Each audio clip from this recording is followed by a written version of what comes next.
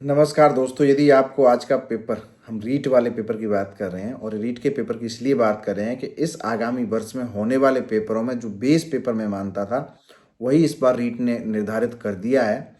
और यदि इस पेपर को आप आसान मान रहे हैं तो मैं सच बता रहा हूं कि आप गलत मार्ग पर हैं, और यदि आप इसको कठिन मान रहे हैं तो मैं सच बता रहा हूँ आप सही दिशा में हैं। क्योंकि ये अगर मुश्किल लगा है तो आप बिल्कुल भी डाउट मत कीजिए कि आप सही दिशा में नहीं। तो सबसे पहले बात करते हैं हम जीके की। तो जीके की जब बात करेंगे तो आपको समझ में आएगा कि उन्होंने किस तरीके से प्रश्नों को पूछा। अब जीके में उन्होंने ये नहीं पूछा कि कौन, कब, कहाँ, ये सब गायब कर दिया उन्होंने। अब उन्होंने पूछा है कि कौन था तो क्यों था, कब था तो किस किस तरीके से वहां उपस्थित था। ठीक है, यदि जैसे कोई योजना भी उन्होंने पूछी ना, तो योजना डेट नहीं पूछी उन्होंने, योजना का टाइम नहीं पूछा उन्होंने।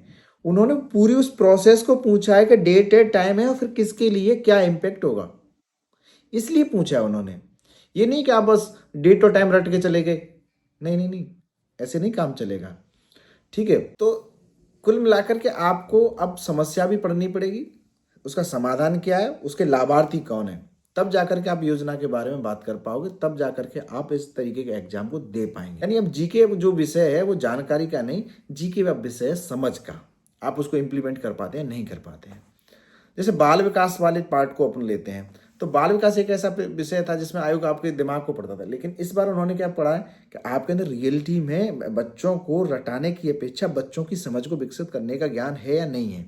क्योंकि देखो, किसी भी तथ्य को, किसी भी फैक्ट को आपको जानना है ना, आप गूगल में 2 मिनट में जाइए, आप टीचर से बेस्ट तरीके से, बिल्कुल प्रॉपर तरीके से 1 मिनट में बता देगा। पर लेकिन उसका इम्प्लीमेंटेशन कैसे होना है, उसके बाद आप सोसाइटी में उसको यूज कैसे करते हैं उस नॉलेज को, ये आपको गूगल नहीं बता पाता है कई बार। तो ये बता पाते हैं मानवीय भाव। हाँ, हो सकता है मे बी आगे चल करके एआई की जो टेक्नोलॉजी है वो इसको भी कर देगी, पर लेकिन अभी वर्तमान संदर्भों में आप देखेंगे कि एक व्यक्ति को उस नॉलेज का किस तरीके से इम्प्लीमेंटेशन करना है, वही काम टीचर का है।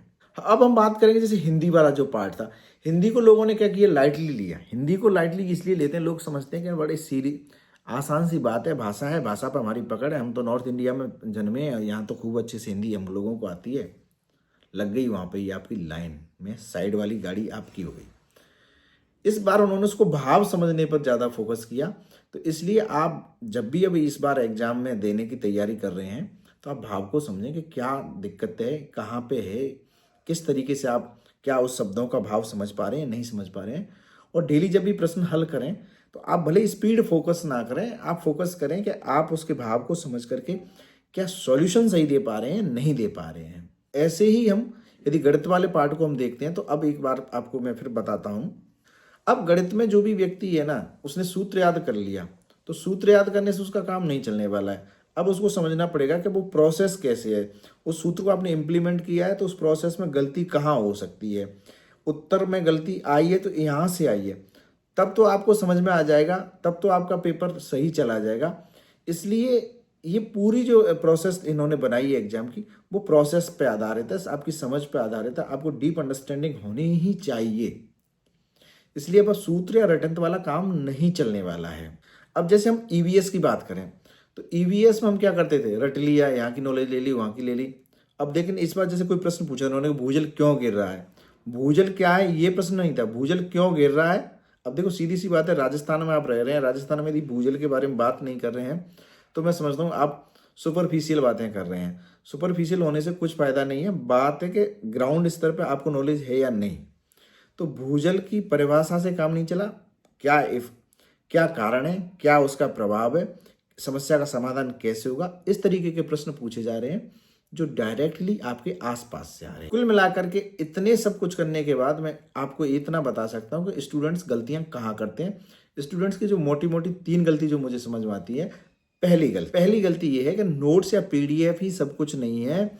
आपको उस पीडीएफ के बाद आपको न्यूज़पेपर से, उसको सोसाइटी से, वर्तमान के संदर्भों से जोड़ना पड़ेगा, इम्प्लीमेंट करना पड़ेगा, तब इंटीग्रेटेड यदि आप पढ़ाई करेंगे तब जाकर के ही आपकी पीडीएफ, तब जाकर के आपके नोट्स काम करेंगे। जो दूसरी सबसे बड़ी गलती मार्केट में जो कर रहे हैं बच्चे, वो है कि मॉक टेस्ट सीरीज ज्वाइन कर लेंगे, टेस्ट सीरीज ज्वाइन कर लेंगे, पेपर दिया, मार्क्स देख लिए, अगली बार फिर चलेंगे नहीं चलेंगे ये डिसाइड नहीं करेंगे कि अब पेपर में जो सवाल गलत हुए उनका क्या आपने एनालिसिस किया, वो एनालिसिस नहीं करते हैं। तीसरी बात, जीके आपकी भाषा को बाद में देख लेंगे। अरे बाद में नहीं देखना है, उसको साथ साथ देखना पड़ेगा। अब आगे की रणनीति मैं बताता हूँ। पहले तो आप वाई वाली यानी क्यों वाली आधारित पढ़ाई शुरू कर दीजिए। हर विषय में पूछें क्यों, कैसे, कब लागू हुआ, किसके लिए लागू हुआ, उसका क्या प्रभाव रहा। टेस्ट सीरीज ज्वाइन कर रहे हैं तो उसके साथ एक कॉपी बनाइए, उस कॉपी को मतलब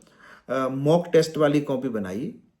मॉक टेस्ट की कॉपी में क्वेश्चंस को नोट कीजिए, जो क्वेश्चंस गलत हुए उनको नोट करना है, और वही आपके लिए सबसे बड़े असेट्स हैं। क्योंकि जो आता है ना वो असेट्स नहीं है, जो नहीं आता है वो आपने कितना तैयार किया है वो असेट्स हैं। तीसरी बात यह है कि आप स्लो पढ़ें पर लेकिन डीप पढ़ें, अंडरस्टैंडिंग बढ़ाएं। सॉल्यूशंस पे भी आप ध्यान दें कि सॉल्यूशन बेस्ट होना चाहिए, सॉल्यूशन को ठीक ज़्यादा से ज़्यादा अच्छा करने की कोशिश करें, ये नहीं करें जल्दबाजी करें। कुल मिलाकर के ये जो पेपर था ये आपको डराने नहीं आया था। ये आयोग की बिल्कुल मंशा नहीं कि आप पेपर से आप डरें। आयोग की मंशा ये है कि आपके लिए चेतावनी है कि अब आप जो पढ़ाई करें तो इस भाव को समझ लीजिए, आप पेपर की अंडरस्टैंडिंग को समझ लीजिए, और जो व्यक्ति इसको समझ जाएगा वही असली खिलाड़ी होगा, उसी का नाम अगली लिस्ट में होगा। यदि आपको ये मेरी बातें पसंद आएँ, आपको लगे कि मैंने सही आपको मार्गदर्शन दिया है, तो प्लीज़ इस वीडियो को उन अभ्यर्थियों तक भी पहुंचाएं जो हमारे जैसे गांव क्षेत्र से जुड़े हुए हैं, जिन्होंने जीवन में बहुत कुछ सपने संजोए हैं अपने माता और पिता के लिए, अपने परिवारों के लिए और स्वयं के लिए। तो प्लीज़ शेयर कीजिए। नमस्कार।